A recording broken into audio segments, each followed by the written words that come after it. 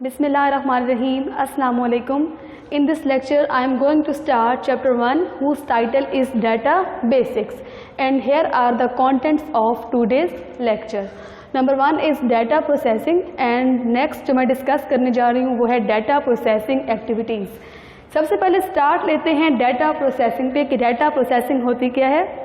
The process of manipulating data to achieve the required objective and results is called data processing.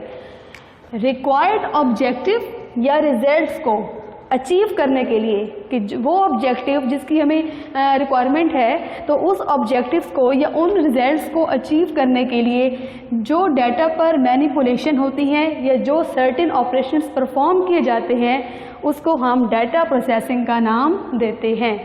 कि required result या required objective को achieve करने के लिए data पे जो जो प्रोसेसिंग की जा रही होती हैं या डाटा पे जो जो ऑपरेशंस परफॉर्म किए जा रहे होते हैं उस ऑपरेशंस को हम डाटा प्रोसेसिंग का नाम देते हैं. It is also known as operations on data.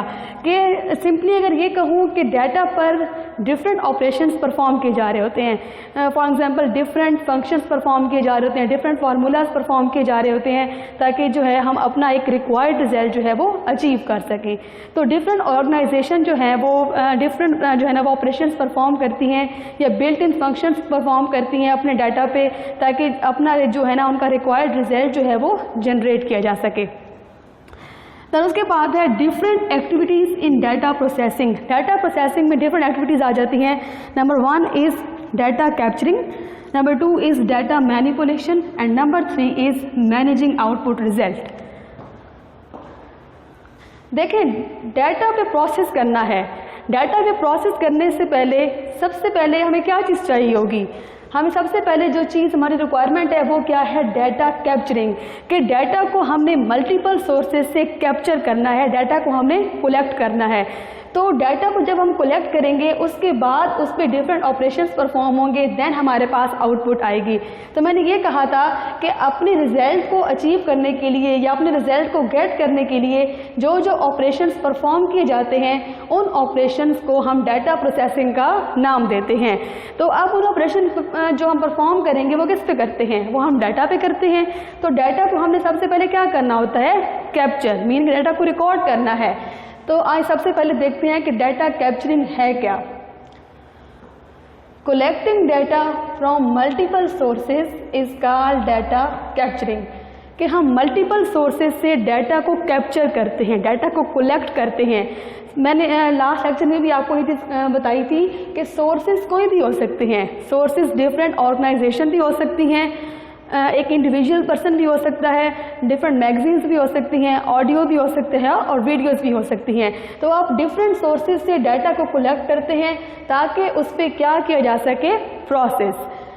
Next definition देखें, the process of recording the data. कि ऐसा प्रोसेस जिसमें आप अपने डाटा को रिकॉर्ड करते हैं किसी फॉर्म में भी, तो वो क्या कहलाता है, कैप्चरिंग. तो सबसे पहले मैं ये बता दूं कि recording the data in some form means के आपने डाटा को कलेक्ट किया मल्टीपल सोर्सेज से, देन आपने उसको रिकॉर्ड किया, मीन्स को उसको सेव किया कंप्यूटर में ताकि आप उस पर क्या कर सकें, प्रोसेस. तो हम जो है सबसे पहले डाटा को कैप्चर करते हैं, मीन्स के डाटा को कलेक्ट करते हैं मल्टीपल सोर्सेज से ताकि हम उस डाटा पे मल्टीपल ऑपरेशंस जो हैं वो परफॉर्म कर सकें. Data is captured before it can be processed. अब डाटा पे प्रोसेस होना है तो प्रोसेस करने से पहले हमें क्या चाहिए, डाटा. तो सबसे पहली रिक्वायरमेंट क्या है कि डाटा को कैप्चर करें मल्टीपल सोर्सेज से. जब डाटा आप कैप्चर कर लेते हैं देन उस पर क्या होता है, प्रोसेस. तो प्रोसेस करने से पहले सबसे पहले क्या किया जाता है, डाटा को कलेक्ट किया जाता है. Input devices are used to provide data to the computer for processing. देखें, आपने मल्टीपल सोर्सेज से डाटा को कलेक्ट किया, डाटा को कलेक्ट करने के बाद आपने उस डाटा को कंप्यूटर के अंदर स्टोर करवाना है. तो कंप्यूटर में आपने स्टोर करवाने के लिए आप क्या यूज़ करते हैं, आप मल्टीपल इनपुट डिवाइसेस को यूज़ करते हैं ताकि डाटा को कंप्यूटर के अंदर आप स्टोर कर सकें. For example keyboard, scanner, microphone, camera. तो ये डिफरेंट डिवाइसेस हैं जिनके थ्रू आप अपना डाटा कंप्यूटर में स्टोर करते हैं ताकि उससे मल्टीपल ऑपरेशंस परफॉर्म किए जा सकें। जैसे कि अगर डाटा अगर आपका टेक्स्ट की फॉर्म में है तो आप कौन सी डिवाइस यूज़ करेंगे? डाटा अगर टेक्स्ट या नंबर की फॉर्म में है तो आप कीबोर्ड डिवाइस यूज़ करेंगे, और अगर आपका डाटा जो है वो इमेजेस की फॉर्म में है तो आप स्कैनर डिवाइस को यूज़ करेंगे। अगर आपका डाटा कोई ऑडियो की फॉर्म में है तो आप माइक्रोफोन इनपुट डिवाइस यूज़ करेंगे। अगर आपका डाटा वीडियो की फॉर्म में है तो आप कैमरा को यूज़ करेंगे। तो मल्टीपल इनपुट डिवाइसेस को आप यूज़ करेंगे डाटा को कंप्यूटर में एंटर करने के लिए।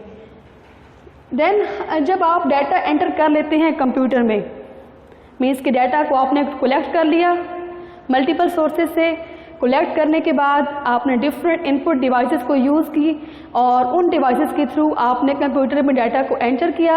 एंटर करने के बाद यानी कि आफ्टर कैप्चरिंग जो है आप फिर क्या करते हैं, उस डाटा पे ऑपरेशंस परफॉर्म करते हैं। Manipulation means different operations perform करना, कि आप अपने कैप्चर किए हुए डाटा पे यानी कि कलेक्ट किए हुए डाटा पे डिफरेंट ऑपरेशंस परफॉर्म करते हैं।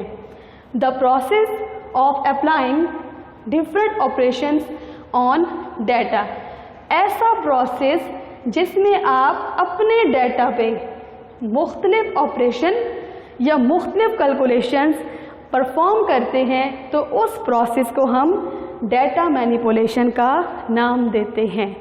मैंने क्या कहा कि आपने डाटा कैप्चर किया, नंबर 1 स्टेप। कैप्चर करने के बाद नंबर 2 स्टेप में हमने क्या करना है कि उसी कैप्चर किए हुए डाटा पे आपने मल्टीपल ऑपरेशंस क्या करने हैं, परफॉर्म करने हैं। देन वो ऑपरेशंस जो कि आप कैप्चर किए हुए डाटा पे परफॉर्म करते हैं उसको हम डाटा मैनिपुलेशन का नाम देते हैं। The following operations can be performed on data, तो डिफरेंट ऑपरेशंस हम परफॉर्म करते हैं अपने डाटा पे। Number 1 is classifying, number 2 is calculation, number 3 is sorting and number 4 is summarising. First of all मैं डिस्कस करूंगी classifying. A process of organising data into classes और groups is called classifying. ऐसा process जिसमें आप अपने data को तरतीब दे देते हैं। तरतीब मीन्स कि आप अपने डाटा को कन्वर्ट कर देते हैं डिफरेंट क्लासेस में या फिर ग्रुप्स में। मैं ये कहूँगी कि आप अपने डाटा की डिवीजन कर देते हैं क्लासेस में या फिर ग्रुप्स में, कि आप अपने डाटा को डिवाइड कर देते हैं क्लासेस में या फिर ग्रुप में। तो ऐसा डाटा जब आपने डाटा की क्या कर देते हैं, डिवीजन, आपने डाटा को डिवीजन की किस में, क्लासेस में और ग्रुप में, उसको हम क्या बोलते हैं, क्लासीफाइंग। अब क्लासीफाइंग क्यों करते हैं? ऐसा प्रोसेस जिसमें आपने डाटा को डिवाइड कर देते हैं क्लासेस की फॉर्म में या फिर ग्रुप्स की फॉर्म में, तो उसको क्या बोलते हैं, क्लासीफाइंग। तो आफ्टर डिवीजन जो है आप डिफरेंट कोड्स जो है ना वो असाइन किए जाते हैं ग्रुप्स को या क्लासेस को, मींस के डिफरेंट न्यूमेरिकल नंबर्स कह देंगे, नंबर्स जो है वो असाइन कर दिए जाते हैं उन क्लासेस को या ग्रुप्स को, ताकि हम उस क्लासेस या उस ग्रुप को जो है वो ईजिली क्या कर सकें, एक्सेस कर सकें। फॉर एग्जाम्पल देखें, आपने अपने सिस्टम में इमेजेस का एक फ़ोल्डर बना दिया, एक डॉक्यूमेंट्स का फ़ोल्डर बना दिया है और एक वीडियोस का फ़ोल्डर बना दिया है। आपने क्या किया, 3 फोल्डर्स बना दिए, तीनों को क्लासीफाई कर दिया। जब आप न्यू डाटा एंटर करते हैं, फॉर एग्जांपल आप एक इमेज एंटर कर रहे हैं, तो आप उसको कहाँ पे लेके जाएंगे, इमेज के फ़ोल्डर में। स्टूडेंट्स, इसी तरह जब आप कोई डॉक्यूमेंट एंटर करेंगे तो उसको कहाँ पे लेके जाएंगे, डॉक्यूमेंट के फोल्डर में। देन अगर आप कोई वीडियो सेव करना चाह रहे हैं अपने लैपटॉप या सिस्टम में, तो आपने जो वीडियो का फोल्डर बनाया था आप वहाँ पे वीडियो को सेव करेंगे। तो हमने क्या किया कि हमने डिफरेंट जो है ना वो डाटा को उनको क्लासेस में या फिर ग्रुप्स में क्या कर दिया, डिवाइड। कि अगर आपने जब इमेजेस को एक्सेस करना हो तो आपको पता है कि आपने जो इमेज का ग्रुप बनाया था, इमेज का जो फोल्डर बनाया था, तो आप इमेज के फोल्डर से इमेज को एक्सेस करेंगे। अगर आपने कोई डॉक्यूमेंट एक्सेस करना है तो आप डॉक्यूमेंट के फोल्डर में जाके एक्सेस करेंगे। देन इसी तरह अगर आपने कोई वीडियो एक्सेस करनी है तो आप वीडियो के फोल्डर में जाके एक्सेस करेंगे।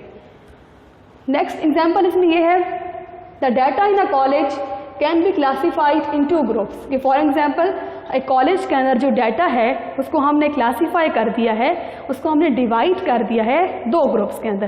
कैसे 2 ग्रुप? कि एक जो डाटा है उसको हमने डिवाइड कर दिया